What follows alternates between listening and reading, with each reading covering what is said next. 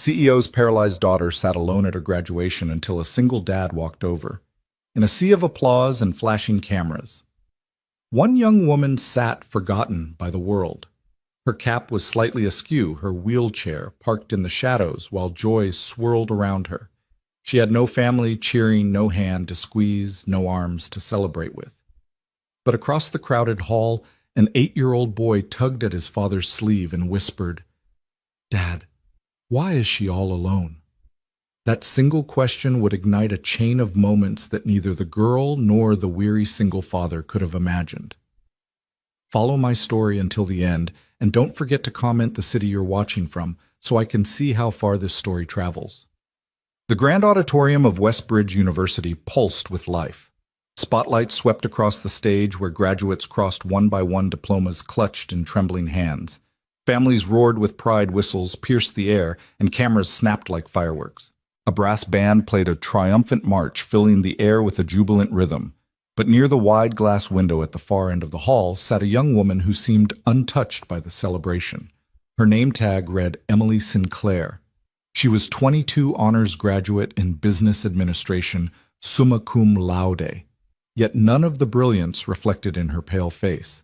She sat motionless in her wheelchair, cap tilted awkwardly, fingers gripping the crumpled program in her lap.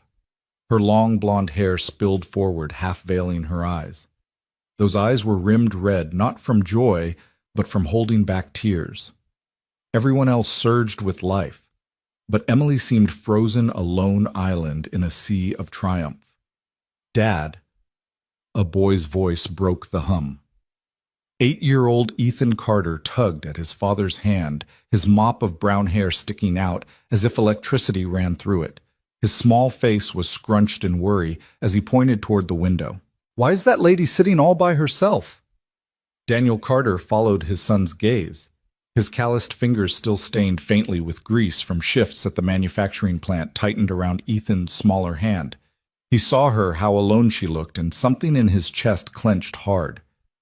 "Maybe her family got lost in the crowd," Buddy Daniel murmured, though a heaviness tugged at him. He knew loneliness when he saw it. Ethan's grip only grew firmer. "She looks really sad. Can we go say hi?" Daniel hesitated. They were here to support his friend Roberto, who was walking across the stage any moment now, and he'd learned through bitter experience that approaching strangers could backfire. But the sight of Emily, her isolation like a shadow in all the brightness, reminded him of nights he'd sat alone wishing someone would notice his pain. "Okay," Daniel said at last, his voice quiet, "but just to say congratulations. If she wants privacy, we'll respect that." The boy grinned and practically pulled him forward through the throng. Families parted briefly, curious as a working-class man in faded jeans and a restless child made their way toward the forgotten graduate. Up close, Daniel could see the tears clinging stubbornly to Emily's lashes. The name tag confirmed it, Emily Sinclair. Summa cum laude. An incredible achievement, and yet here she sat utterly alone. Ethan, unbothered by any sense of hesitation, piped up with a bright, "Hi, I'm Ethan. This is my dad, Daniel. We just wanted to say congratulations." Emily blinked, startled. She looked as though kindness from strangers was a language she hadn't practiced in years. Her lips parted, then curved weakly into a whisper. "Thank you," she murmured, her voice almost drowned by the roar of applause as another name was called on stage. Daniel crouched slightly, leveling himself with his son, then lifted his gaze to meet hers.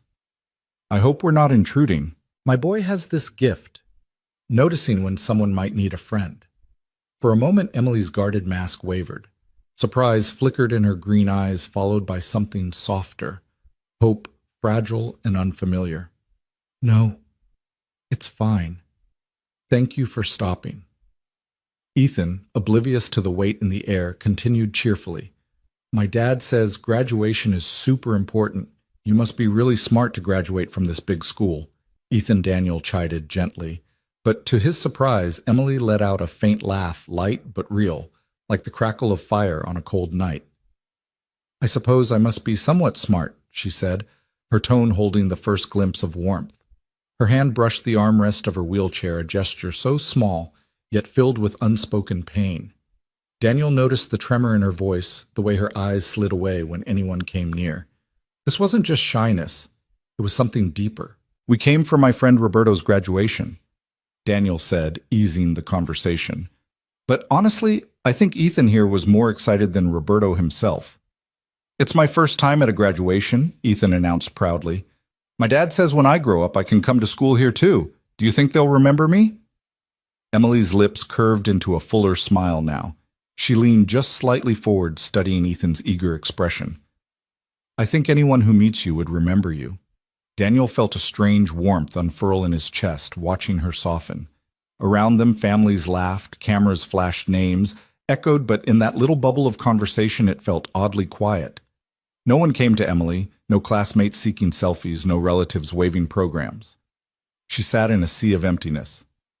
"Are you waiting for someone?" Ethan asked, direct as always. Emily hesitated. Her composure faltered. She glanced down at her hands, then spoke in a low tone. "No. My father is at a conference overseas. He couldn't make it." The words landed like a stone in Daniel's heart. He knew that ache all too well, the sting of milestones unshared. He thought of Ethan's birthdays, school recitals, scraped knees.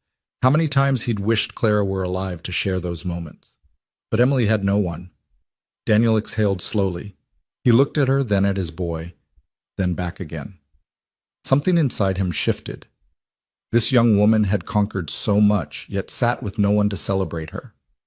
"Well," he said gently, almost surprising himself, "would you like us to take a photo for you? Every graduate should have a picture to remember this day." Emily's eyes widened, as if no one had thought to offer. "Oh, you don't have to." Ethan grinned. "Dad's really good at taking pictures. He takes lots of me because Mom can't." The innocence of his voice hung heavy. Clara had died the day Ethan was born. To Ethan, it was simply fact. To Daniel, it was a wound he carried every day. Emily's gaze softened, understanding flickering across her face. I would actually like that," she whispered. Daniel pulled his battered smartphone from his pocket. He shifted around, trying angles, guiding Emily to tilt her cap, to lift her chin. And slowly her expression changed. A tentative smile bloomed into something radiant, fragile, yet real. When he showed her the photos, Emily's hand lifted to her mouth. For the first time that day, she saw herself not as an abandoned daughter in a wheelchair, but as a graduate. "They're beautiful," she breathed. "Thank you." Daniel gave a small nod. But inside, he felt something profound stir. This wasn't the end of a chance encounter. It was the beginning. The applause thundered again as another graduate's name echoed across the auditorium. Proud families leapt to their feet, capturing the moment with phones held high. Yet in the corner by the window, Daniel noticed the silence surrounding Emily. Even after he and Ethan had stopped to speak with her, no one else came. It stirred something inside him, an ache he couldn't quite name. Ethan, on the other hand, had no hesitation. "Dad, take another one," he urged, tugging on Daniel's sleeve. "She should have a photo with us, too." Daniel hesitated. He didn't want to overstep, but Emily's faint smile, half surprise, half curiosity, was enough to convince him. "If you're comfortable," he said gently, "Ethan would like a picture with you." Emily blinked, then gave the smallest nod. "All right." Without waiting for further permission, Ethan scrambled beside her wheelchair, beaming as if he'd just met his favorite superhero. Daniel lifted the phone and snapped the shot. Emily studied it afterward, her fingers brushing the screen lightly. "It's nice," she admitted, as though the word itself were foreign on her tongue. "You look happy," Daniel said. "I don't usually see myself that way," she whispered almost to herself. Ethan grinned. "That's because you didn't have us before." Daniel ruffled his son's hair, half embarrassed by his boldness, but Emily let out a soft laugh, the kind that seemed to surprise even her. It wasn't polished or polite. It was real. For a few minutes, the three of them stood in a little island of warmth while the celebration raged on around them. The world outside blurred into noise. Inside, the moment held a quiet intimacy. But the silence that followed pressed heavy. Daniel noticed Emily's eyes flicking back toward the stage, then drifting again to the floor. The fragile smile faded. Ethan, true to form, asked the question that cut straight to the heart. Don't you have anybody to clap for you like friends? Emily's throat bobbed. Her hand tightened on the armrest of her chair. Not today, she murmured.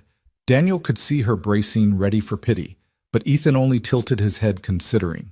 Then he leaned against her armrest with complete ease as though she were family already. That's okay. We can clap for you. Before Daniel could stop him, Ethan clapped his small hands together with cheerful force. Yay! Emily! He shouted loud enough that a few people turned and smiled. Emily gasped, and then to Daniel's astonishment, she laughed. It spilled out of her like sunlight breaking through heavy clouds. She raised a hand to her lips, trying to hide it, but the sound lingered sweet and trembling. Daniel's chest tightened at the sight. This woman, so composed, so hidden, was for just a second a young graduate basking in joy. You didn't have to do that, Emily said, shaking her head. Sure we did, Ethan replied. Everyone deserves clapping on graduation day. My teacher says so. Emily met Daniel's eyes, and in that unspoken moment he understood something she hadn't expected: kindness. Not here, not anywhere. The final names were called and families began flooding toward the exits. Bursts of laughter and the smell of flowers filled the air. Daniel knew it was nearly time to leave. He had promised Roberto they would meet him outside. Still, the idea of walking away, of leaving Emily once again stranded in her solitude, felt wrong, in a way that gnawed at him. He crouched slightly, softening his tone. Would you like us to walk out with you? No one should celebrate alone. Emily hesitated.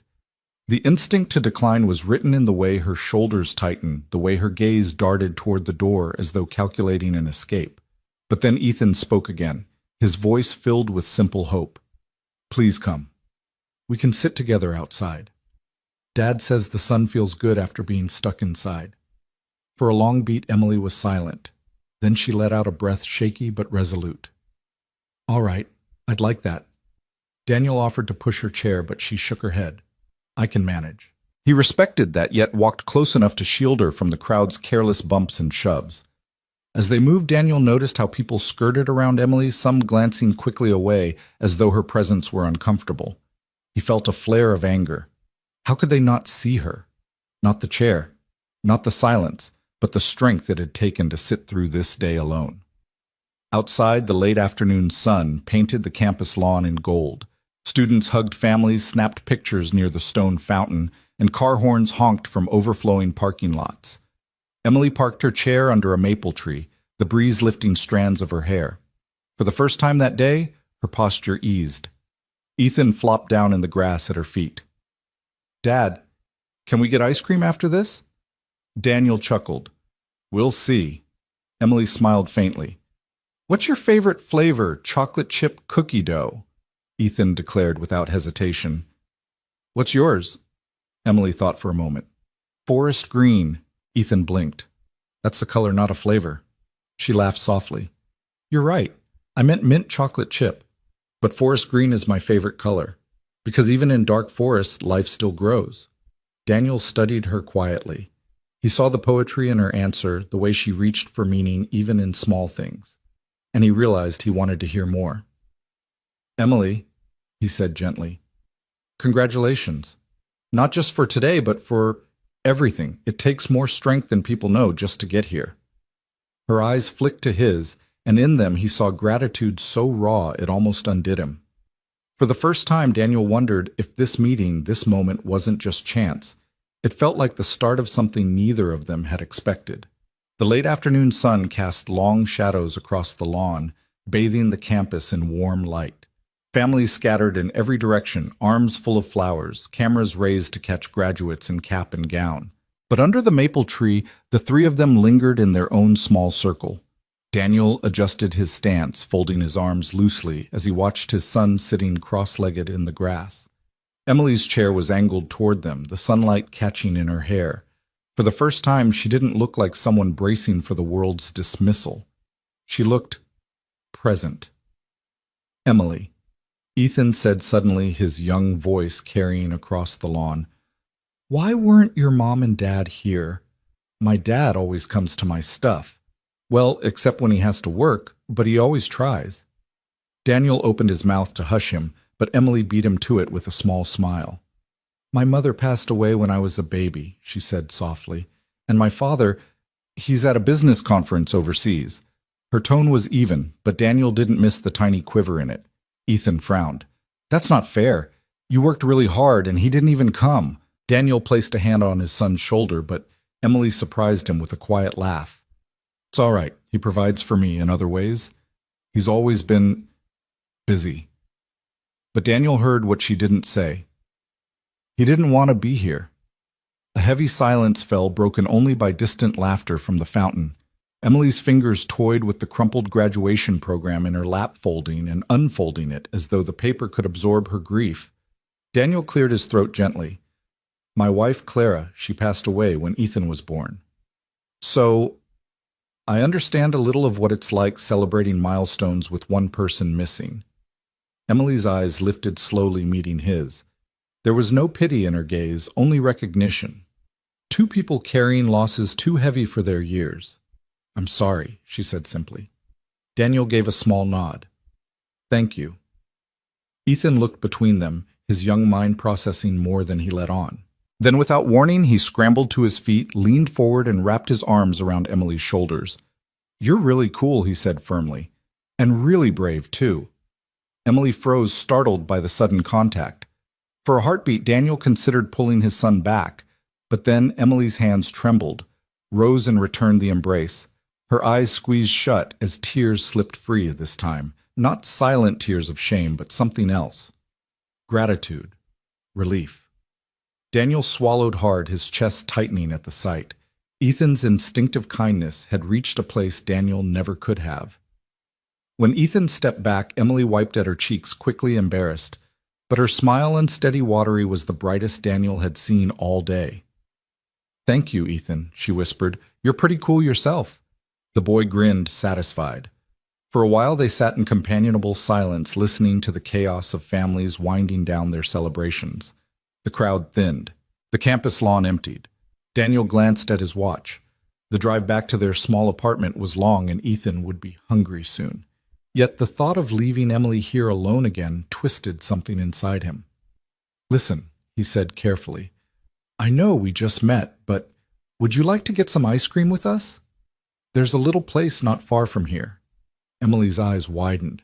She looked as though he'd suggested something outrageous. Ice cream. Ethan bounced eagerly. Yes, please, come. Dad never buys ice cream because he says it's too expensive, but today's special. Daniel flushed, embarrassed at his son's honesty. Ethan. But Emily laughed, a sound fuller, warmer than before. In that case, I'd love to. And the ice cream is my treat. Consider it a graduation celebration. Daniel's shoulders eased. If you're sure. I'm sure. The words carried a weight Daniel didn't miss, as though saying yes to something small meant breaking a habit of saying no to life. They walked together toward the parking lot. Daniel guided Emily down the ramp, staying close, but letting her steer her own chair. Ethan skipped ahead, pointing out things.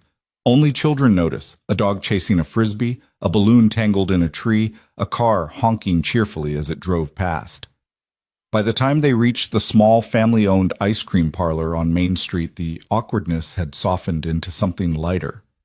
The shop's bell jingled as they entered, the air cool and sweet with the smell of sugar cones.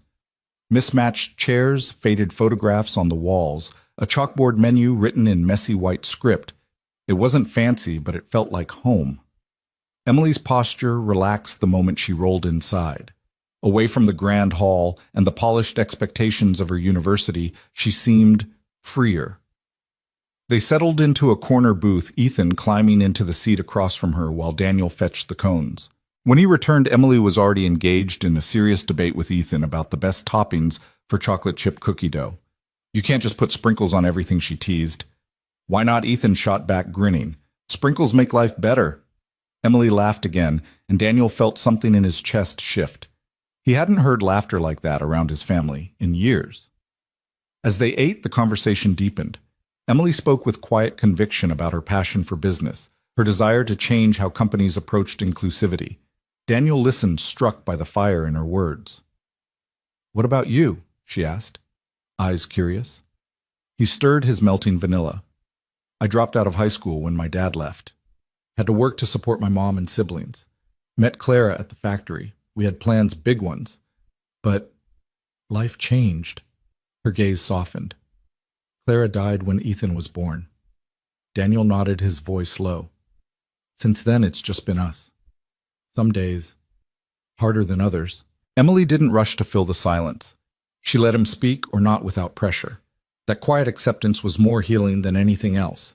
When Ethan declared his ice cream the best in the world, Emily smiled and leaned back, her eyes shimmering with something Daniel recognized, the fragile beginning of trust. For her, this was more than ice cream. It was the first step out of isolation, and for him it was the first time in years he felt like he wasn't carrying everything alone.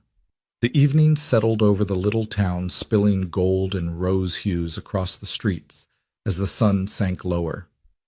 Inside the ice cream parlor, mismatched lamps glowed warmly, casting soft halos on the old photos pinned to the walls, portraits of Little League teams, family reunions, and birthday parties. It was the kind of place that smelled faintly of sugar and nostalgia, the kind of place where memories were made. Emily sat across from Ethan, her cone balanced delicately in one hand. For the first time all day, she looked less like a solemn graduate and more like any young woman savoring a treat after a long ceremony. Her shoulders had loosened, her laughter came easier, and even the faint sadness in her eyes seemed gentler. Ethan leaned forward, his face sticky with chocolate. "Do you like college?" he asked with the blunt curiosity only children possessed. Emily tilted her head, thinking. Yes, but it wasn't always easy. Because of the wheelchair, Ethan asked. Daniel shot him a warning glance. Ethan. But Emily lifted her hand. It's all right, he's just asking. She looked at Ethan kindly. Yes, partly because of the wheelchair. College campuses aren't always built with people like me in mind. Some days it felt like the world forgot I existed. Ethan frowned, chewing on her words as he licked his spoon. That's dumb. They should fix it. Emily's lips curved. I agree. Daniel watched the exchange, struck by the way Emily didn't flinch from honesty. Most people would have brushed off Ethan's question or masked their discomfort with politeness. But Emily met it directly, giving the boy both truth and dignity. Is that why you studied business? Daniel asked after a pause. To fix things? Emily nodded. I want to understand how companies work, how decisions are made. Because if I can understand that, maybe I can help change it, make workplaces more accessible, more inclusive. Daniel stirred his ice cream slowly, considering her words. That sounds like something that could really matter. I hope so, she said softly. Then her eyes flicked up green and searching. What about you, Daniel? Do you ever wish you could go back to school? He gave a short laugh, half embarrassed. Every day. I had to quit at 17 when my dad walked out. Somebody had to pay the bills. I always thought I'd go back, maybe get a trade certificate. But then, Clara got pregnant. We had plans, big ones. She wanted to be a nurse. I was going to get my GED. His voice trailed off, the familiar ache rising in his chest. When she died, everything stopped. Emily's gaze softened. That must have been devastating. Daniel shrugged one shoulder, though his throat was tight. I didn't have the luxury of falling apart. Ethan needed me, so I just kept moving. From his seat, Ethan looked up, spoon still in his mouth. Dad's the strongest person I know, he announced proudly. Daniel chuckled, brushing his son's hair back. But Emily studied him in silence, her expression tender. You're stronger than you think, she murmured. The words startled him. He hadn't realized how much he needed to hear them. For a while, they lingered in easy conversation. Ethan asked Emily about her favorite colors, her favorite books, even her favorite superhero. She answered each question with thoughtful humor, her guard lowering piece by piece. Daniel found himself laughing more than he had in months. By the time their cones dwindled to crumbs and melted streaks, the awkwardness had melted away with them. When they finally stepped outside, the air had cooled. The street lamps flickered on, glowing against the dusk. Families still strolled through town, graduates still wearing their gowns like capes. Ethan skipped ahead on the sidewalk, swinging his arms dramatically. That was the best graduation party ever, he shouted. Daniel chuckled. It wasn't our graduation, buddy. Doesn't matter, Ethan said firmly. It was fun. Right. Emily. Emily smiled, her chair rolling smoothly beside Daniel. Yes, Ethan, it was. They reached Daniel's car. The paint faded and the bumper scuffed. He felt a twinge of self-consciousness as he opened the door for Ethan. Compared to the polished sedans lined up along the curb, his old vehicle looked weary. But Emily didn't comment. She only looked at him with quiet gratitude. Thank you, she said. For today. Daniel shook his head. You don't need to thank us. Yes, I do. Her voice was steady now, but her eyes shimmered. I was dreading this day. But you and Ethan made it. Something I'll remember. Daniel's chest tightened. He wanted to say something that captured the weight of what had passed between them, but the words wouldn't come. Instead, he simply nodded. Ethan climbed into the back seat, waving cheerfully. Bye. Emily? We'll see you again, right? Emily hesitated. Then she smiled, the kind of smile that made her look years younger. I'd like that. As Daniel drove away, he glanced in the rearview mirror. Emily still sat on the sidewalk, watching them go, her figure framed by the glow of the street lamp. And though he didn't know how or why, he felt certain this wasn't the end. Something had begun tonight, something fragile, unexpected, and deeply human. The hum of the old car filled the short silence after they pulled away from the curb, a low, familiar thrum that always made the dash rattle at 40 miles an hour. Ethan leaned forward between the seats, still fizzing with leftover happiness from the ice cream, his seatbelt snug against his shoulder. Daniel kept one hand on the wheel, the other loose at 10 o'clock, replaying the last image he'd seen in the rear view, a young woman under a street lamp lifting a hand to them, as if she couldn't quite believe they'd been real. Dad. Ethan said, his voice bright. If Emily didn't have anyone, does that mean we're her someone's now? Daniel's mouth curved. Maybe we were tonight. I think we should be tomorrow too, Ethan decided. And on Saturday, and maybe forever. A laugh escaped Daniel before he could catch it. Easy champ, one day at a time. But as he turned onto their block, the laughter faded into a softer thing. One day at a time had been his survival mantra since the night a nurse pressed a swaddled baby into his arms and told him Clara was gone. One day at a time had gotten him through sleepless feedings, second shifts, pink notices, and the kind of grief that made sound feel like sand in his ears. Tonight, one day at a time felt different, like a door cracked open where there'd only been wall. The apartment smelled faintly of laundry detergent and old wood. He flipped on the kitchen light, set the mail on the counter, and started water for pasta while Ethan kicked off his sneakers and narrated the ice cream parlor to his action figures lined along the windowsill. Butter hissed in the pan. He stirred in garlic and canned tomatoes, the practical alchemy he knew by heart. When he reached for 2 chipped bowls, his eyes snagged on the picture frame near the microwave, Clara 19, on a Ferris wheel, hair windblown, laughing into the sky. Hey, Clara, he said under his breath, a habit he never fully shook. He's okay. We're okay.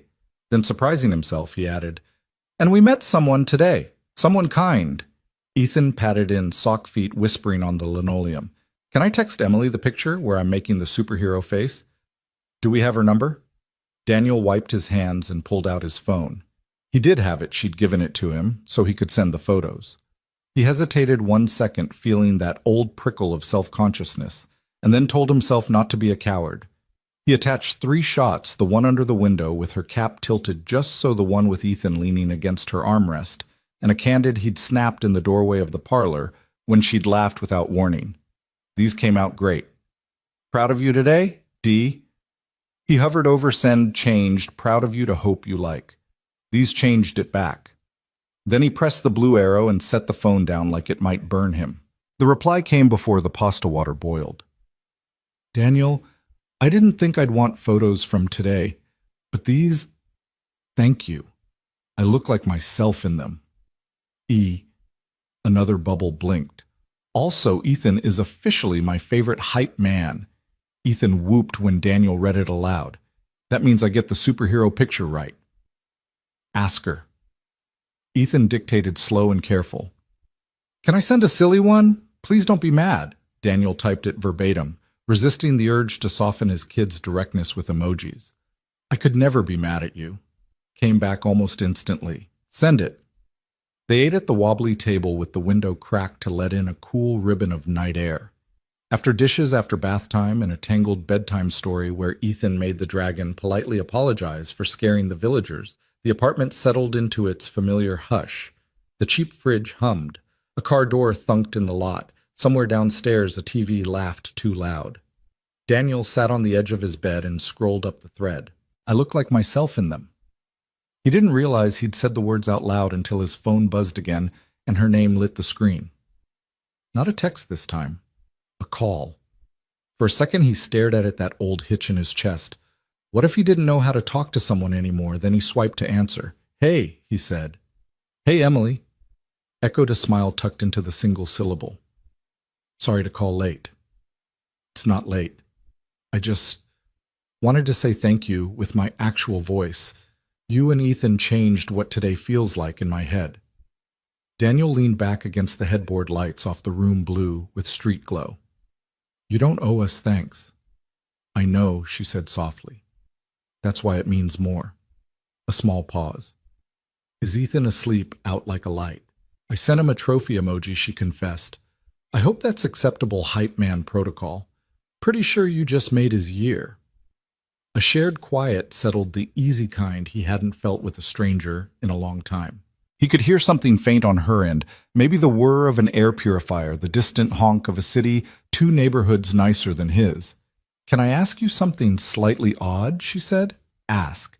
Do you know a place that still prints photos, like actual paper prints? I haven't printed any since—" Her voice thinned at the edges. "Well, it's been a while." "Pharmacy on Maple," he said. "They still do 1 hour, probably more like 90 minutes if Carl's working." She laughed. "Carl sounds like a 90-minute guy. Carl is a 2-hour guy if he's telling you about his fishing boat." Silence again. "Then, would you pick them up with me? I know that's silly. I just don't want to walk in alone and feel like I'm making a fuss over pictures that shouldn't matter this much." "Not silly," Daniel said. "Tell me when." "Saturday. After lunch I can meet you outside. There's a bench with a bad paint job. I know it." They lingered another few minutes trading small human facts. She hated cinnamon in coffee, but loved it in toast. His left knee ached when it rained a souvenir from a dock job before Ethan. She loved mint chip because it tasted like cold air. He preferred vanilla because it never pretended to be anything else. When they finally said goodnight, he realized he was smiling in the dark. At the plant the next day, the foreman barked about quotas, and the bay doors stuck again. On break, Daniel ate a turkey sandwich on the back steps and scrolled through 2 fresh messages, a photo of Emily's diploma on her kitchen table beside a glass of water beaded with condensation, and a close-up of the tassel she'd kept in a folded napkin, as if saving it from a day that had almost ruined it. "Do you save little things?" she'd written. "I never used to. Lately I want to." He snapped a picture of his wallet. Tucked behind a worn grocery receipt, a yellowed movie ticket from an old matinee with Clara, the last time they could afford a theater, a crayon drawing of 3 lopsided stick figures Ethan made when he was 4, a pressed clover he'd found on a day he'd needed a miracle and settled for a symbol. "Yeah," he typed. "Little things keep big things from crowding out the good." "That's exactly it," she replied. By Friday, the thread between them felt like a rope braid, messages woven through work and chores, bright strands of ordinary life. She sent a link to an article about how small policy changes could transform a workplace for disabled employees. He sent a video of Ethan inventing a pasta dance to celebrate spaghetti night. She teased that Ethan's rhythm was a public health emergency. He mock-defended his son's artistic expression.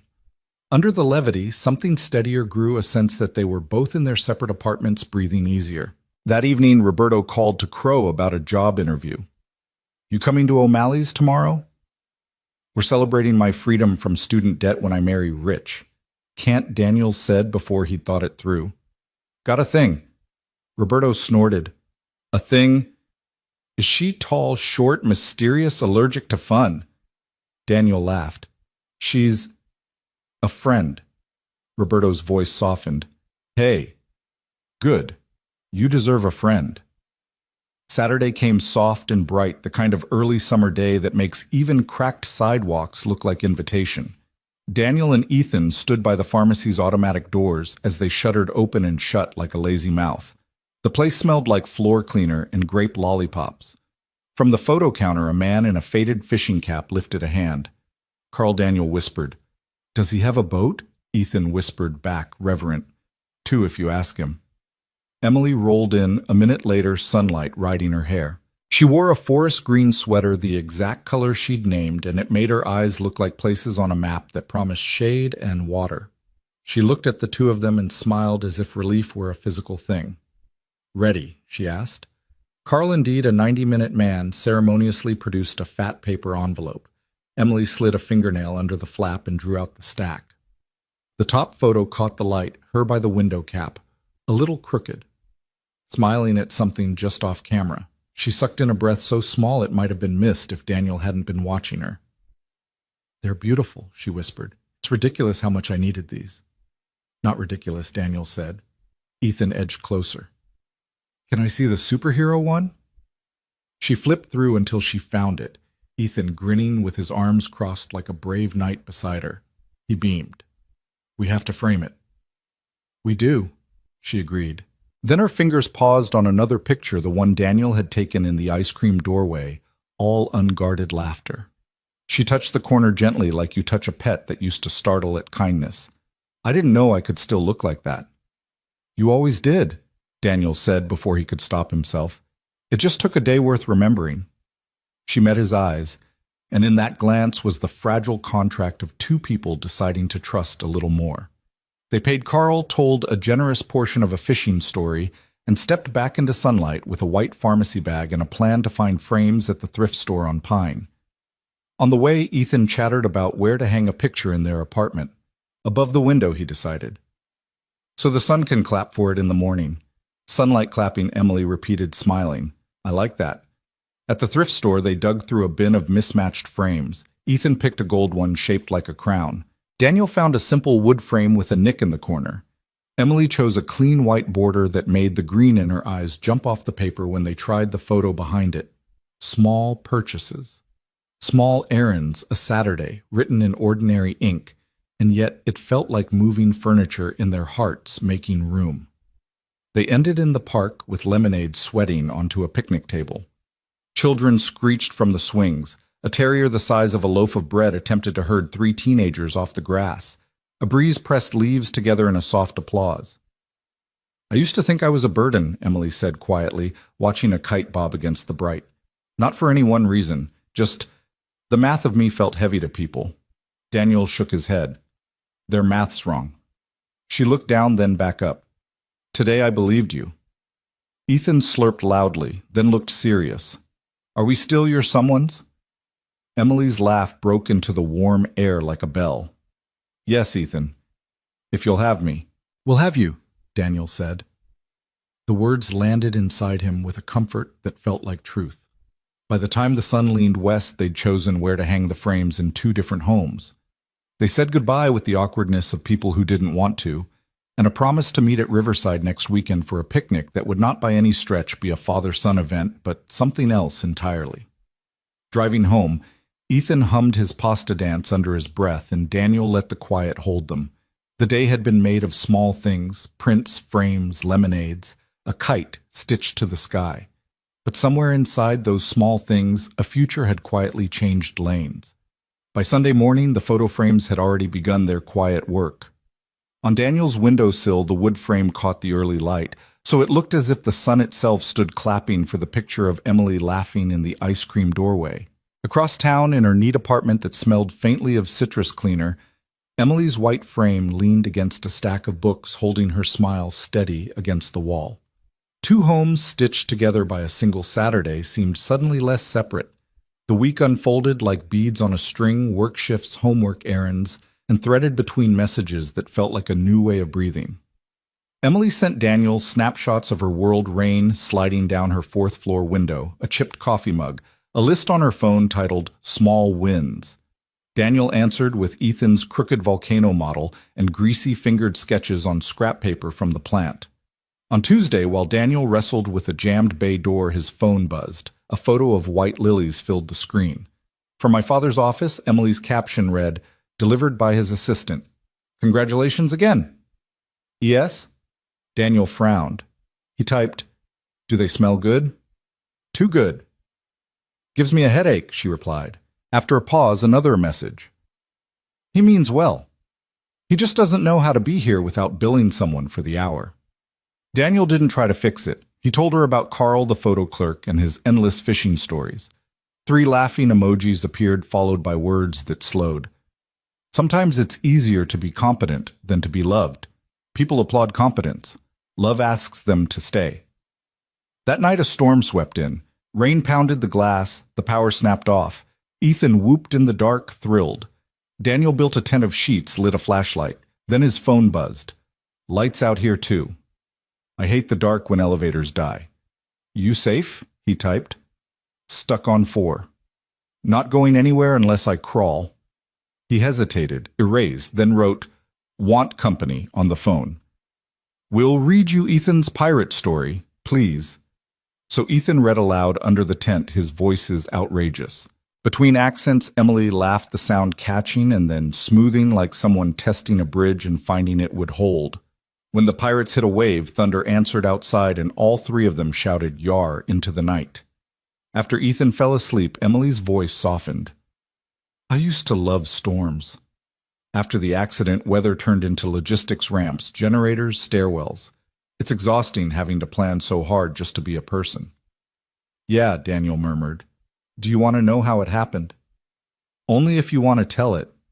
She told him. A sorority ski trip, a trail too steep, the squeak of snow when you're almost out of control, neon jackets brushing past her laughter, then the sudden immovable tree. I remember the taste of pine, she whispered. Then nothing. Then not being able to make my feet be feet. Her father had flown in for 36 hours installing experts, ordering meals she couldn't eat, flowers she couldn't smell. He was good at paying attention to the problem. I don't think he knew how to pay attention to me. Daniel let her words rest, not rushing to fill the silence. I became very good at not needing anyone, she went on. But the other day at the pharmacy, when Ethan asked for the superhero picture, I didn't feel like math. I felt like a person. Daniel leaned back against the wall, eyes closed. You are a person, Emily, before the lists and after the lists. Her breath shivered down the line. Thank you. By Wednesday morning, the storm had passed. She texted a picture of her wheels polished clean, self-care as elbow grease, and he laughed at work. Later he called to rehearse interview questions. Why this company, he read. Because I'm tired of waiting for someone else to fix it, she answered slowly. Because I want kids in wheelchairs to feel bored by how well everything already works. There it is, Daniel said. Say that. Make them wish they thought of it first. Friday. Emily rolled into a glassy lobby smelling of polished stone. The interview was half promise, half insult. One manager impressed another, asking if she could keep up. She left under a too blue sky and texted, Not terrible. Not amazing. But I didn't disappear.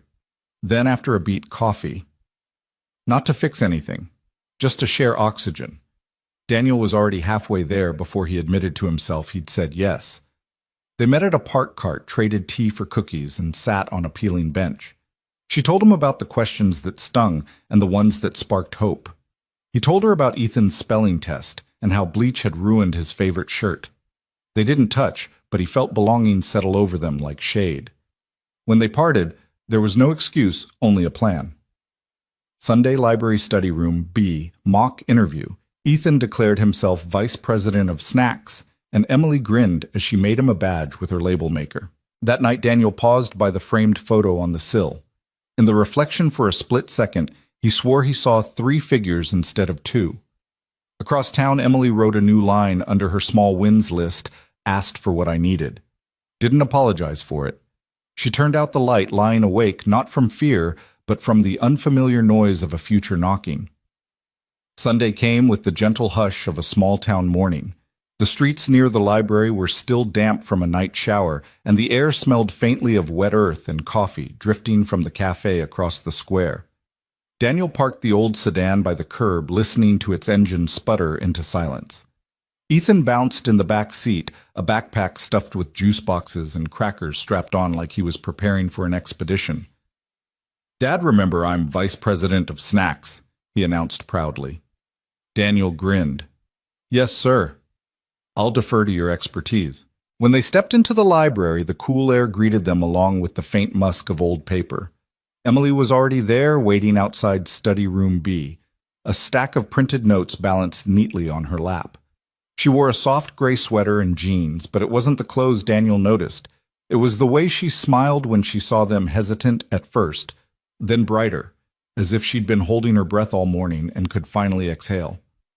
You came, she said softly. Wouldn't miss it, Daniel replied. Ethan barreled forward and plopped his backpack on the table inside.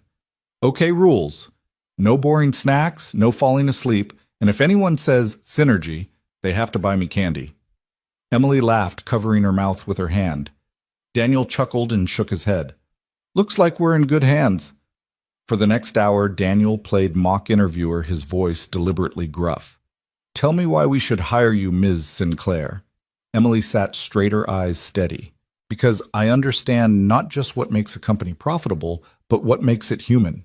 If businesses don't include everyone, they're leaving half their potential on the table. Daniel nodded approvingly, jotting notes on Ethan's notepad for dramatic effect. Good answer. Strong.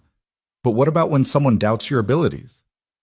Emily hesitated, her hands tightening on the armrests. She glanced at Ethan, who was munching loudly on pretzels. His brown eyes met hers, utterly trusting. I'd remind them that leadership isn't about walking the farthest distance, she said slowly. It's about seeing farther, and I've learned to see what most people overlook. Daniel's throat tightened. The room felt charged, the words hanging like something holy. He broke character, leaning forward. That right there, that's what you need to show them. The fire, not the resume. Emily's lips parted. For a long moment, she only looked at him, her green eyes flickering with something unspoken. Then she nodded. Thank you. For believing when I can't. Always, Daniel said quietly. Ethan, oblivious to the weight of the moment, announced snack break and pushed juice boxes across the table. The heaviness dissolved into laughter, and they spent the rest of the afternoon sharing stories, Emily confessing how she once got stuck in a dorm elevator for 3 hours with nothing but a bag of popcorn, Daniel, recalling the time Ethan tried to fix the toaster with peanut butter. By the time they left the library, sunlight had softened into late afternoon glow. Emily wheeled beside them toward the parking lot. She looked lighter somehow, her laugh more unguarded, her shoulders not quite so tense. Thank you for today, she said, pausing at the curb. I haven't felt useful in a long time. You reminded me I still am. Daniel met her gaze, something steady rising in his chest. You've always been useful. You just needed someone to see it. Their eyes lingered, the silence between them carrying more than words. Then Ethan broke it with childlike certainty. Emily, you should come to our apartment. We could hang your photo next to ours. That way it's like one big family picture. Emily's breath caught, her smile wavering into something fragile. She looked at Daniel, searching for his reaction. He swallowed. Only if you want to, he said carefully. Her lips trembled into a smile. I'd like that. Very much. That evening, Daniel cleared the cluttered kitchen table, moving stacks of unpaid bills and Ethan's homework to the counter. Emily placed her frame carefully beside theirs on the windowsill where the fading sun touched both photographs equally. For a moment, the three of them stood shoulder to shoulder, watching the light catch their captured smiles. And Daniel thought maybe this is how families are built, not with grand gestures, but with small decisions to stay. Later, after Ethan had drifted to sleep, Emily lingered by the door, her hand resting on the frame of her chair. I know I should go, she whispered, but it feels harder to leave than I expected. Daniel's chest tightened.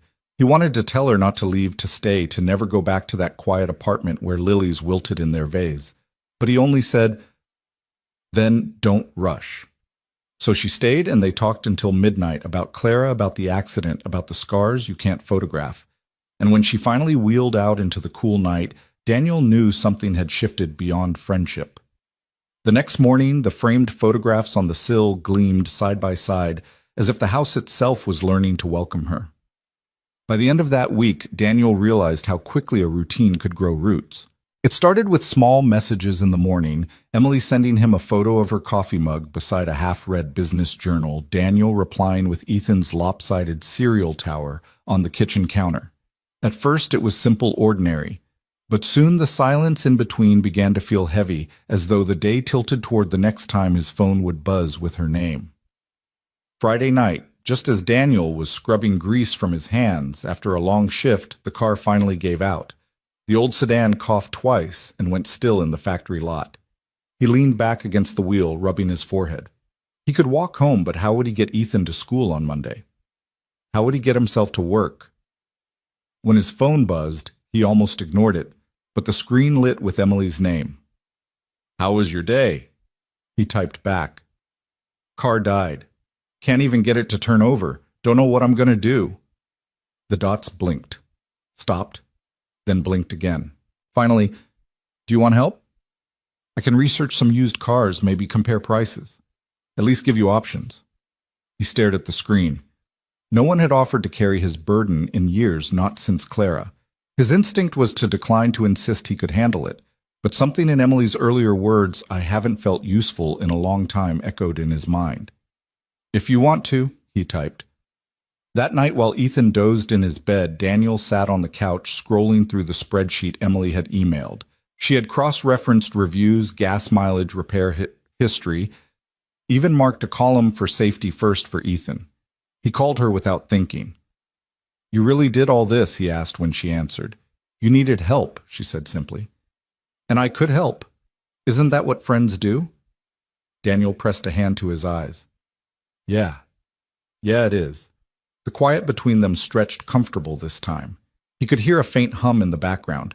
Maybe her fridge, maybe a city bus outside. "Emily," he said softly, "I don't remember the last time someone did something like this for me." "Then maybe it's time you get used to it," she whispered.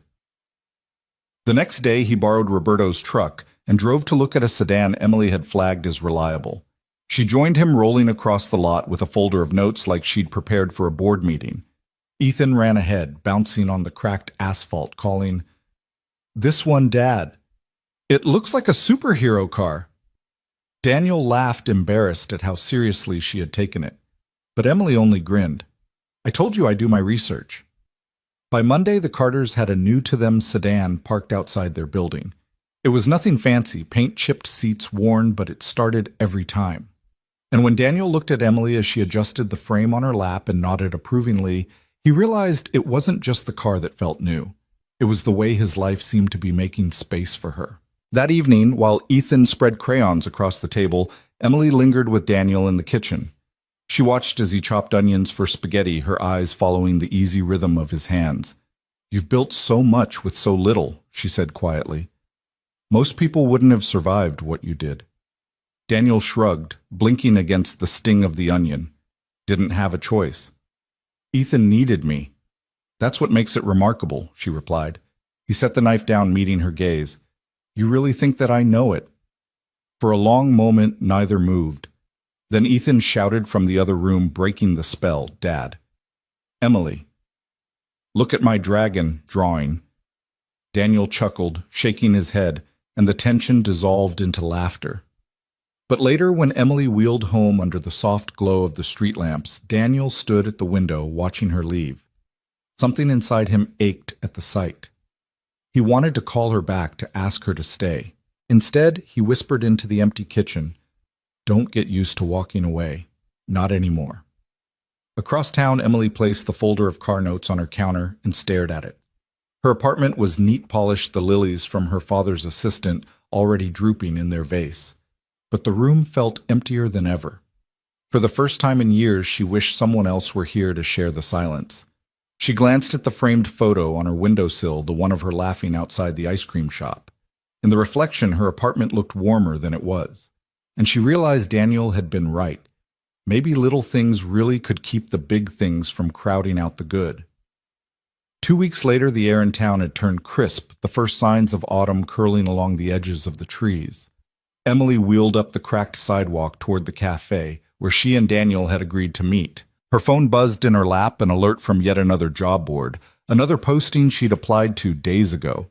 She didn't even need to open it to know Thank you for your interest, but we've decided to move forward with other candidates. She silenced the notification. Rejection had become a rhythm, the dull thud of doors closing. Each one stung less and less, yet it wore her down all the same. When Daniel spotted her from across the street, he raised a hand in greeting, Ethan skipping at his side with his backpack bouncing. Emily's shoulders eased despite herself. Inside the cafe smelled of roasted beans and warm bread.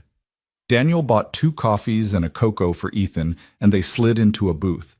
For a few minutes, they chatted about Ethan's spelling test, about the car that still purred thanks to Emily's research about the weather turning. But Daniel caught the faint tightness around Emily's smile. Another one he asked gently.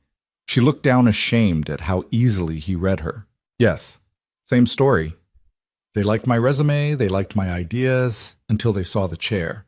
Then it was all polite smiles and promises to keep me in mind. Ethan frowned, slurping his cocoa. That's dumb. They should want you even more. You're like superhero smart. Emily's laugh was watery. If only the world worked that way, Ethan. Daniel leaned forward, his forearms resting on the table. Emily, listen to me. They don't see you because you're giving them the polished version, the safe answers. Stop trying to be what you think they want. Show them the fire you showed me. She blinked, surprised. Fire. The reason you studied business, the reason you care. That's what makes you unstoppable. Not the degree, not the resume. You. Her throat worked. And what if they still don't see it? Then it's their loss, Daniel said firmly. Something in his tone rooted her, steadied her. She stared into her coffee, then back at him, and for the first time in weeks her chest loosened. Later, outside the cafe, the sky blushed with evening. Ethan was skipping ahead, chasing leaves in the breeze, while Daniel lingered beside her chair. You've got this, he said quietly. I believe in you. She swallowed, her voice trembling. You always know what to say. Because I see you, he replied. Not the chair, not the rejection letters, just you. For a moment their eyes locked heavy with words unspoken. Then Ethan shouted, Come on, you two, and the spell broke into laughter. The next morning, Emily sat in another interview, fluorescent lights buzzing overhead, polished shoes clicking across the floor. For once, she didn't hide behind rehearsed answers. When asked why she wanted the position, she took a breath and said, Because I know what it feels like to be shut out, and I want to make sure fewer people ever have to feel that way. The panel went silent. One woman leaned forward, intrigued. For the first time, Emily left feeling like she had given them herself, not a version she had polished to safety. That evening, she texted Daniel. You were right. I didn't disappear today. I think I burned a little. His reply came quick. That's the Emily I know. That's the one they'll never forget. Emily stared at the message until her chest ached. She hadn't realized how much she needed someone to believe in her this fiercely. At home, Daniel tucked Ethan into bed. The boy clutched his stuffed bear and whispered, Dad, do you think Emily could be like my aunt forever? Not just until the photos fade. Daniel smoothed his son's hair. Maybe Buddy. Maybe she'll be even more than that. He didn't know where the thought had come from, but once spoken, it lingered warm and terrifying. Meanwhile, in her apartment, Emily placed her interview notes on the counter and wheeled to the window. Beyond the glass, the city lights glimmered indifferent. Yet for the first time, she didn't feel invisible, because somewhere out there someone had looked straight through the walls she'd built and told her he saw her. And that made all the difference. The first chill of October had crept in, leaves spinning across the sidewalks like confetti. Saturday morning dawned crisp and clear, the kind of day that begged for open windows and flannel jackets. Ethan was already bouncing around their small apartment, waving a flyer from school. Dad, the father-son picnic is today. Remember, Mrs. Hanson said we should bring someone special. Daniel rubbed the sleep from his eyes. We're going, buddy. Relax. But can Emily come? Ethan asked, his voice pitched high with hope. She has to. She's my favorite special. Daniel froze, mid-buttoning his shirt. He hadn't thought about it, hadn't wanted to put pressure on Emily. But before he could answer, Ethan was already pulling his phone from the counter. Can I text her? Daniel sighed, but his heart softened. Go ahead. Minutes later, Emily replied, "Are you sure it wouldn't be strange?" Daniel typed back quickly. "Not strange at all. We'd love to have you." By noon, Riverside Park buzzed with families. Blankets sprawled across the grass, children darted between picnic tables, and the smell of grilled hot dogs hung in the air. Daniel set their basket down, watching as Ethan spotted Emily wheeling across the field. "Emily," he shouted, running to her. She waved her forest green scarf fluttering in the breeze. When she reached their blanket, Daniel helped clear a space, but she insisted on maneuvering herself. Her independence was quiet but fierce. Soon, Ethan was tugging at her sleeve, introducing her to classmates with the same boldness he showed everywhere. "This is my friend Emily. She's really smart. She graduated from the big school." The children swarmed her with questions. "Does it hurt to be in a wheelchair?" one girl asked. Sometimes Emily answered honestly. "But everyone has something about their body that can be tricky.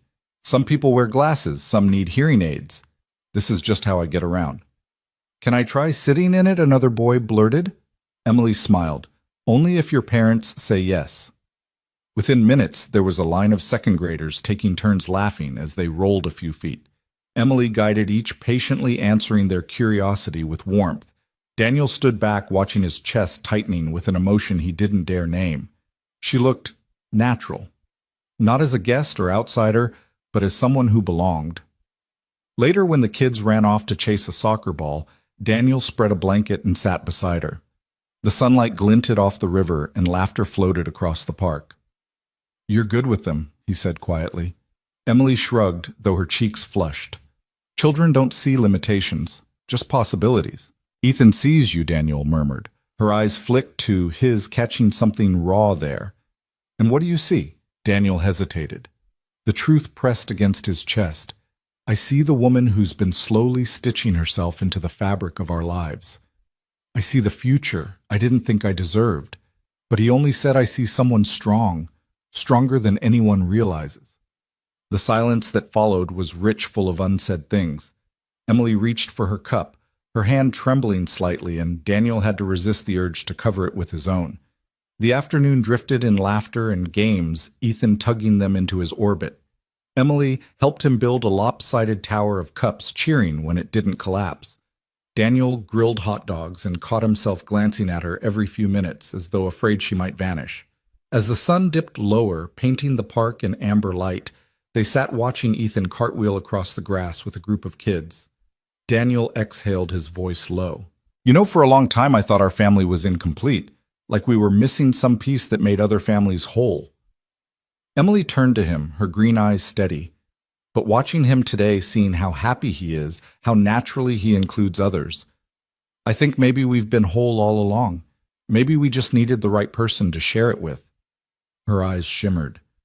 She reached out, hesitating only a second before letting her hand rest against his. "Daniel, I've spent most of my life feeling like I was too much trouble, too different, too complicated. But with you and Ethan, I don't feel that way anymore. I feel enough." The weight of her words settled between them, heavier than the autumn air. Daniel squeezed her hand gently, his heart pounding. Ethan shouted for them to watch another cartwheel, breaking the moment into laughter again. But as they packed up and walked toward the car, Daniel knew something had shifted irreversibly. It was no longer just kindness drawing them together. It was something deeper, stronger, and far more dangerous. Love was beginning to stir. The glow of the father-son picnic lingered in Daniel's mind long after they'd returned home.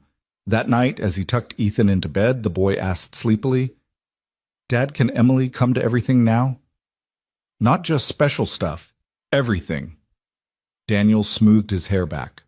"We'll see, buddy." But in his chest, the answer was already yes.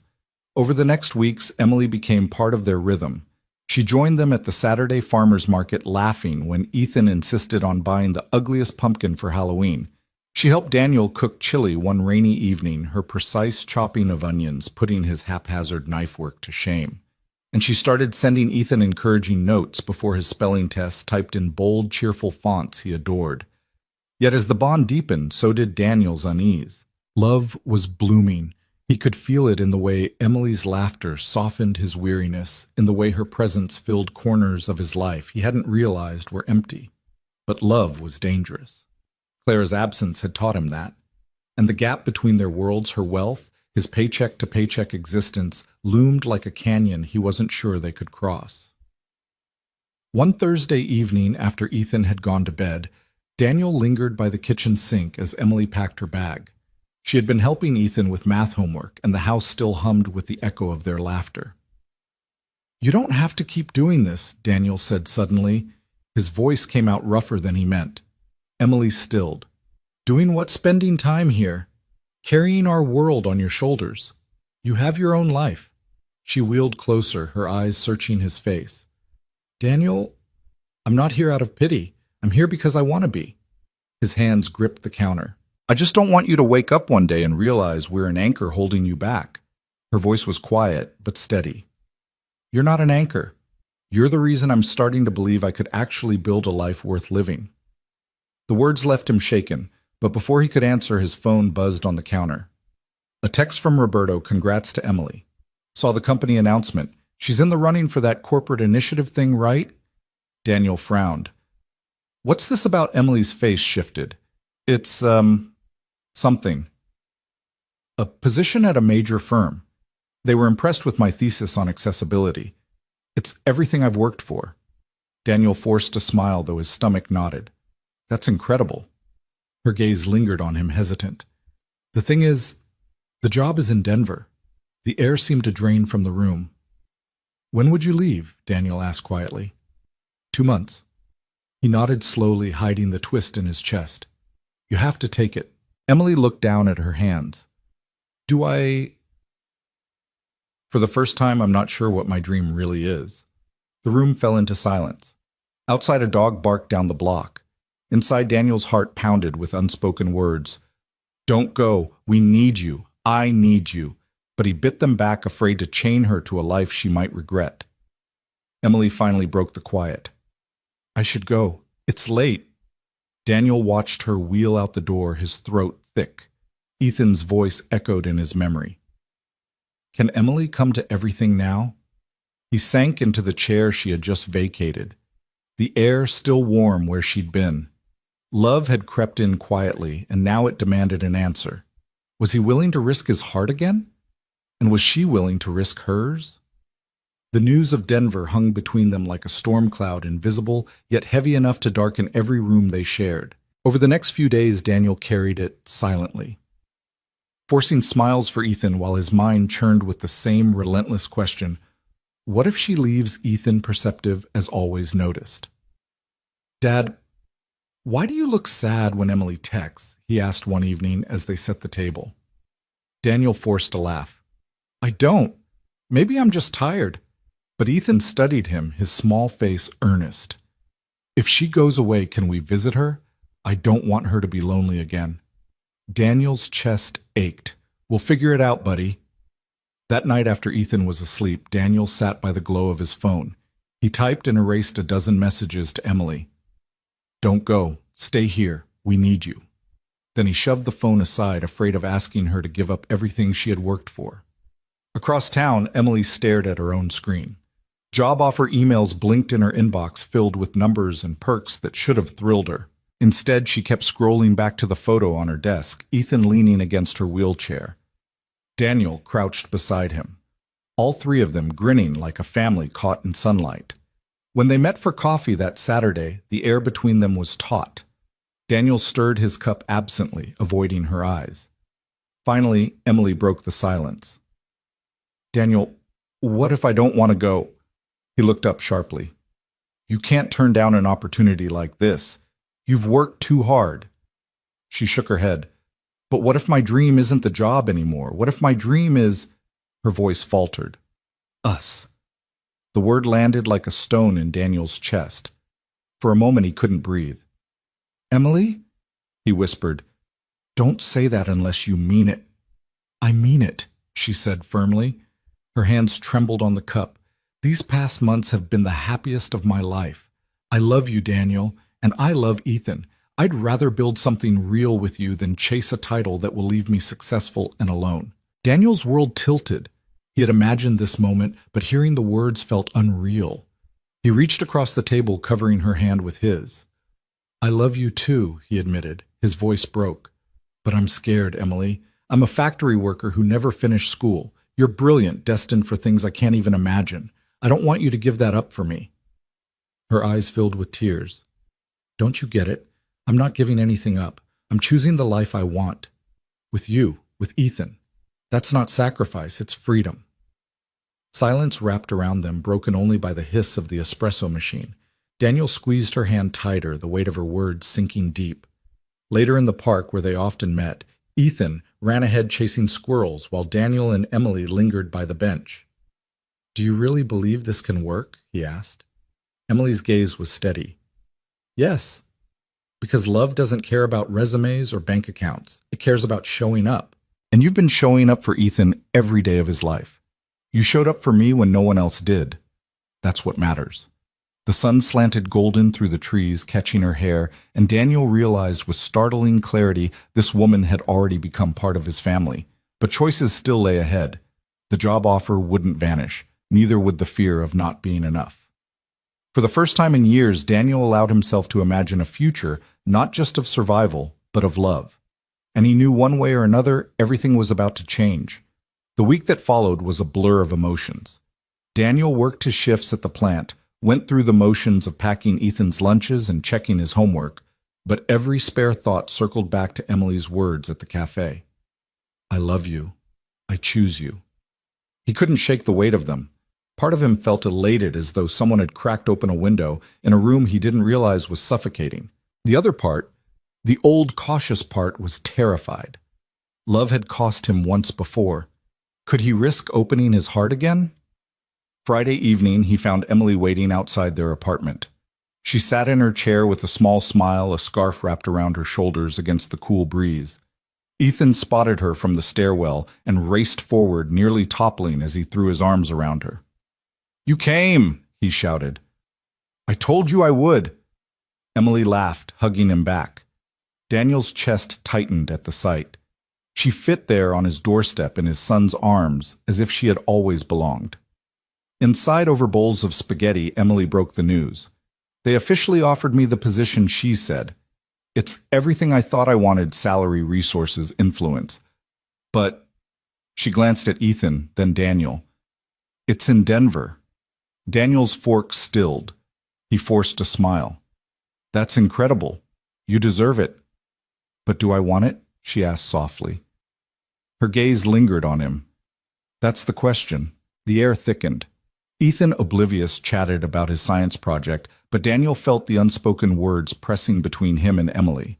When Ethan finally excused himself to the living room, Daniel leaned forward. Emily, you can't give this up for us, he said firmly. This is your dream. Her eyes shimmered. Dreams can change.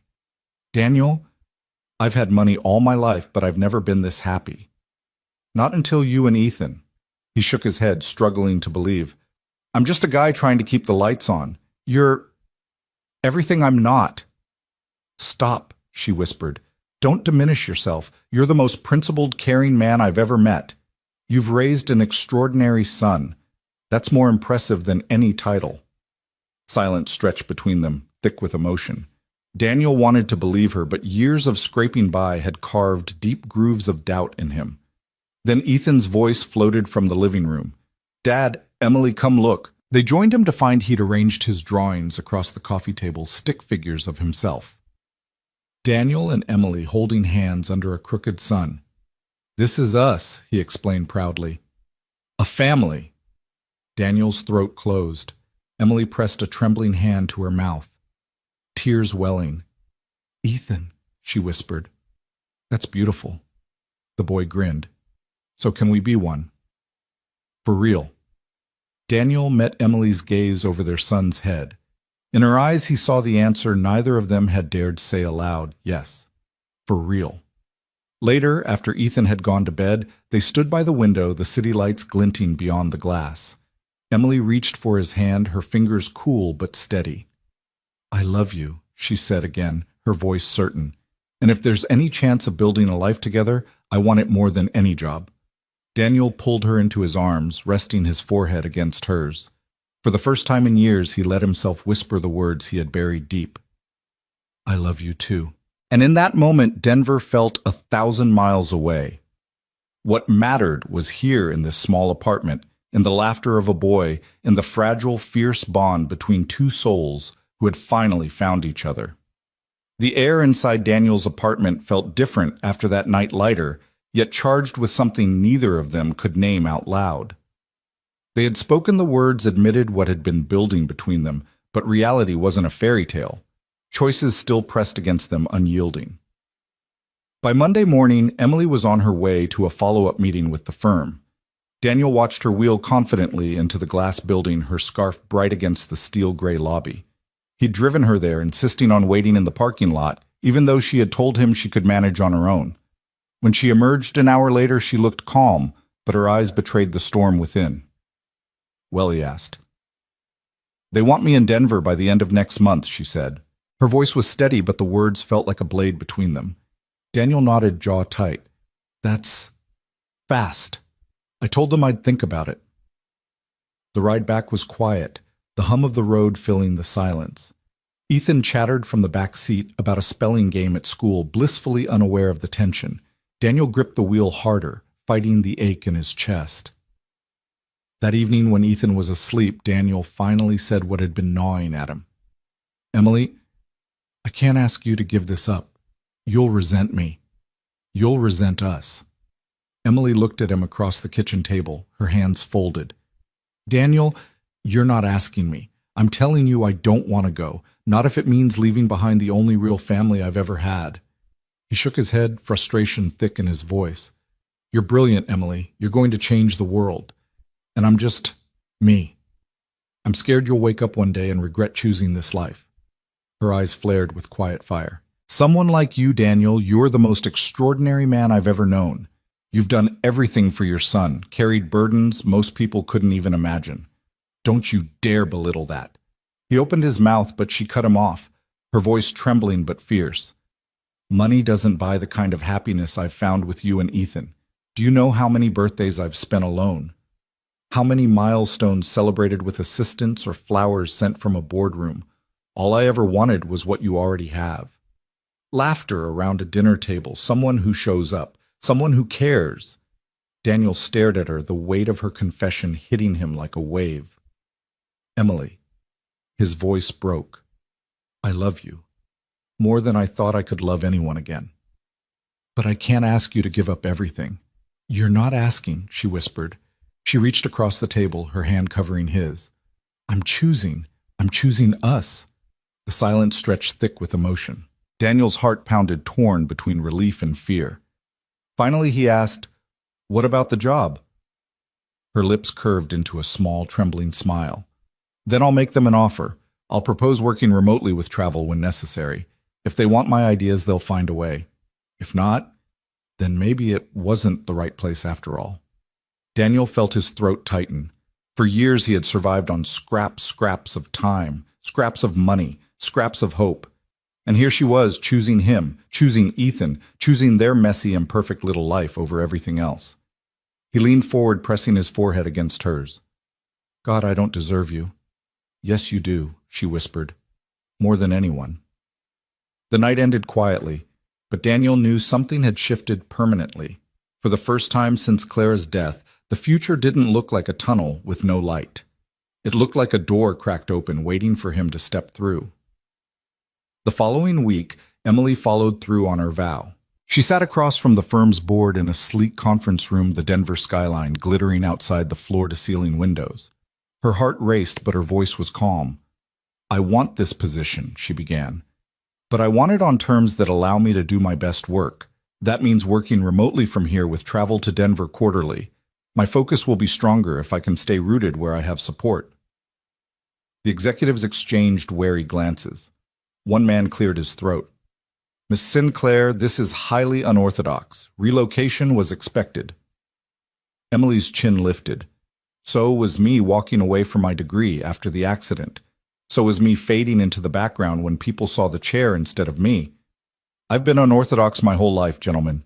And if you want someone to lead an accessibility initiative, you should want someone who understands exactly what it feels like to be shut out." Silence followed, taut as a wire. Then one woman, the only female on the panel, smiled faintly. Let's see what we can work out. By the time Emily wheeled out of the building, her phone already buzzing with a tentative offer, she felt lighter than she had in years.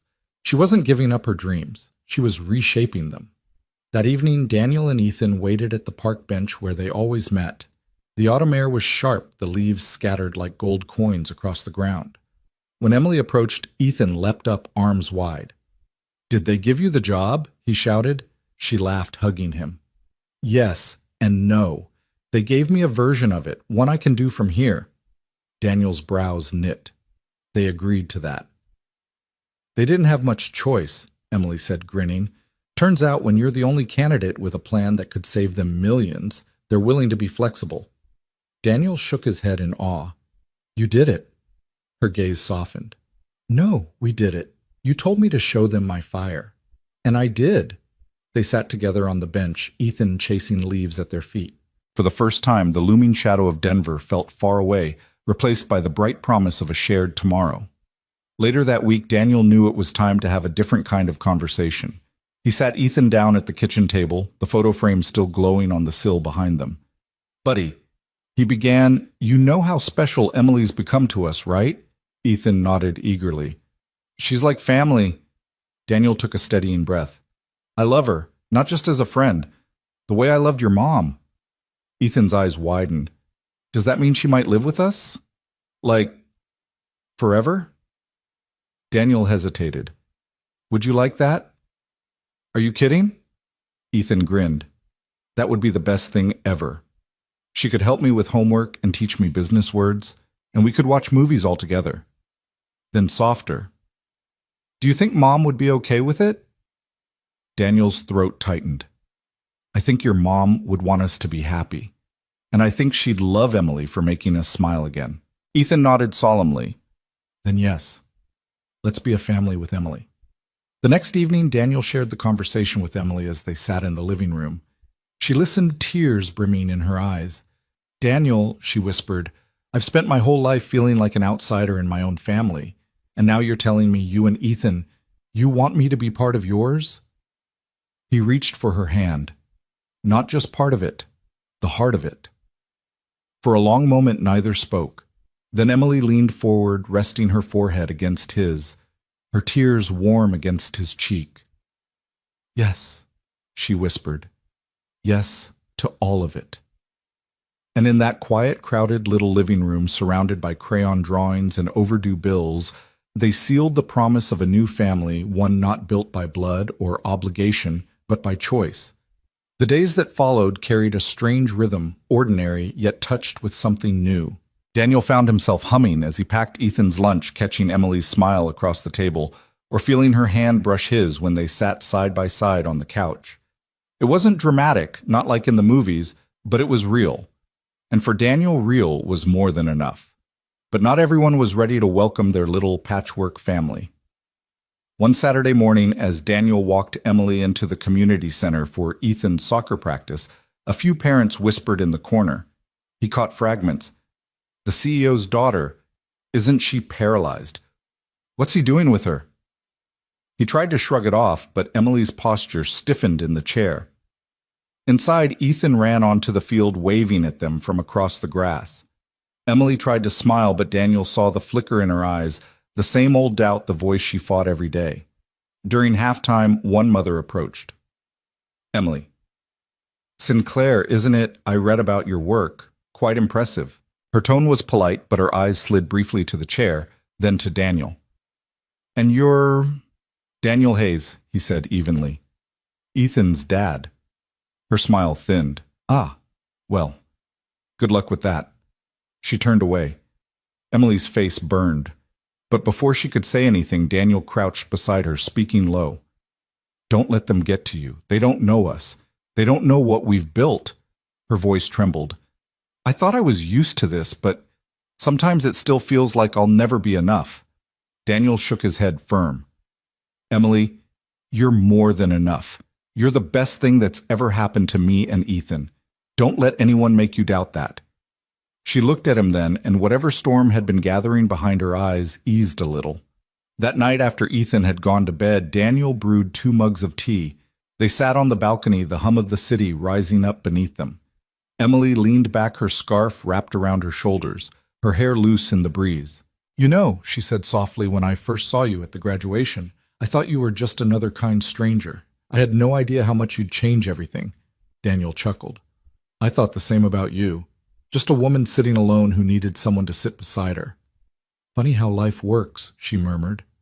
Silence lingered comfortable. Then Emily's hand slipped into his. "Daniel, what if we really made this official? Not just us dating. What if we built a home together?" His heart stumbled. "You mean move in?" She nodded, her eyes steady. "Yes, I know it's fast, but I don't want to spend another year waiting to live. I want to be where I feel like I belong, and that's with you, with Ethan." Daniel stared at her, torn between joy and fear. He thought of the bills stacked on the counter, the leaky faucet he hadn't fixed yet, the threadbare couch in the living room. What did he have to offer someone like her? As if reading his mind, Emily whispered, "I don't need perfection, Daniel. I need you, that's all." The words broke something open inside him. He cupped her face gently, leaning in until their foreheads touched. Then, "Yes," he said, his voice raw. "Move in. Let's make this real." Emily's eyes glistened, her lips curving into a smile that lit the night. Then it settled. "We'll start a new chapter, together." From the other room, Ethan stirred and called sleepily, "Dad." "Emily." "Are you still up?" Daniel laughed softly. "Yeah, buddy, we're here." And as Emily squeezed his hand, Daniel realized those words. "We're here" were no longer just about getting through another night. They were about building a life he never thought he'd get to have again. 2 weeks later, the apartment felt different. Emily's books filled the shelves where old unpaid bills used to sit in a messy pile. A bright throw blanket covered the tired couch, smelling faintly of lavender. And Ethan's laughter seemed louder, freer, as if he knew deep down that something solid had finally taken root. One Friday evening, after a long day, Daniel returned from a double shift at the garage. He opened the door and froze. The table was set with candles, crooked, mismatched ones, but glowing just the same. Plates of pasta steamed in the center, and Ethan was bouncing excitedly in his chair. "What's this?" Daniel asked, smiling despite his exhaustion. "A celebration," Emily said, wheeling from the kitchen with a bowl of salad. "Of us." Ethan clapped his hands. "Our family dinner." Daniel's throat tightened. He pulled out a chair and sat across from Emily, Ethan wedged happily between them. It wasn't fancy, it wasn't grand, but it was everything. Halfway through the meal, Ethan leaned forward. "Dad, Emily, do you think maybe we could make it official? Like, you two could get married?" Daniel nearly choked on his water. Emily's fork clattered against her plate. Ethan's face flushed. "Sorry. I didn't mean..." "No," Daniel said quickly, clearing his throat. He reached across to ruffle his son's hair. "Don't apologize. You're just ahead of us, that's all." Emily's eyes met Daniel's. 1,000 unspoken words passed between them. She smiled softly. "It's not such a crazy idea." Daniel's pulse raced. "Emily, are you?" She laughed, her cheeks pink. "I'm not proposing at the dinner table with pasta sauce everywhere, but if you asked someday, I wouldn't say no." Ethan cheered, throwing his arms in the air. "Yes, best family ever." Daniel laughed, shaking his head. "Slow down, champ, one step at a time." But inside his heart swelled with something fierce and certain. Later that night, when Ethan was tucked in, Daniel and Emily sat on the balcony, the city lights blinking below. "You meant that?" he asked softly. "About not saying no?" Emily turned toward him, her eyes steady. "I've never been more sure of anything." He exhaled, his chest tight with relief and wonder. "Emily, I don't have much. Not money, not a big house. But I have love. I have loyalty. And I'll spend the rest of my life proving that's enough." Her hand found his fingers lacing together. "It's more than enough, Daniel. It's everything I ever wanted."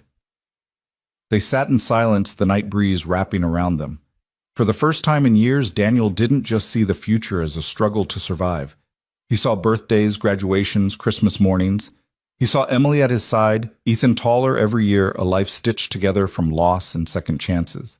When he finally kissed her, it wasn't with desperation but with certainty, a promise quiet but unbreakable. And in that moment, under the glow of city lights and the echo of Ethan's laughter down the hall, Daniel realized he hadn't just rescued someone that day at graduation, he had rescued himself. Winter pressed in hard that year, the kind of cold that painted the windows in silver frost and made every breath bloom white in the air.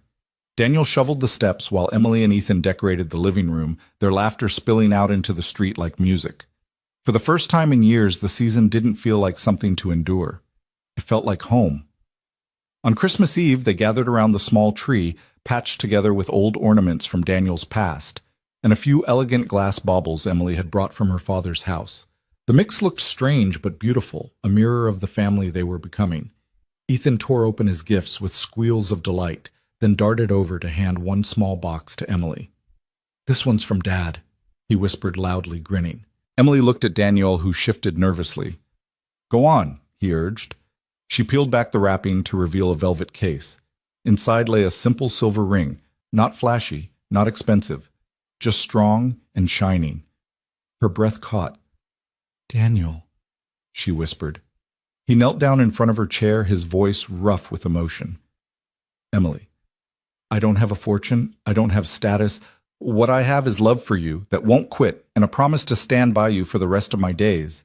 Will you marry me?" Her eyes flooded with tears, her hands trembling as she touched his face. "Yes. 1,000 times yes." Ethan whooped so loudly the neighbors probably heard. "I knew it! I knew it!" He threw his arms around them both, nearly knocking Daniel off balance. The three of them laughed through their tears, clinging together in the glow of the Christmas lights. That night, after Ethan had finally fallen asleep, Daniel and Emily sat by the tree, the world hushed and still around them. She rested her head on his shoulder, her hand curled around his. "You know what's funny?" she murmured. "Everyone thought I'd lost everything when the accident happened, but if it hadn't, I never would have met you." Daniel kissed the top of her head. "Life has a strange way of giving us what we need, even when it looks like it's taking everything away." Emily closed her eyes, breathing in the warmth of the moment. For the first time since the accident, she didn't feel broken. She felt whole.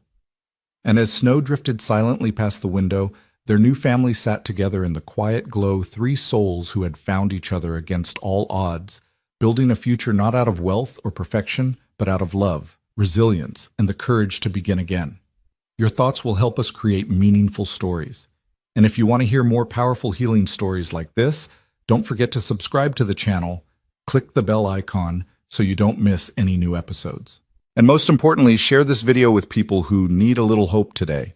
Thank you so much for your time. We hear you, we listen to you, and we are honored to tell these stories for you.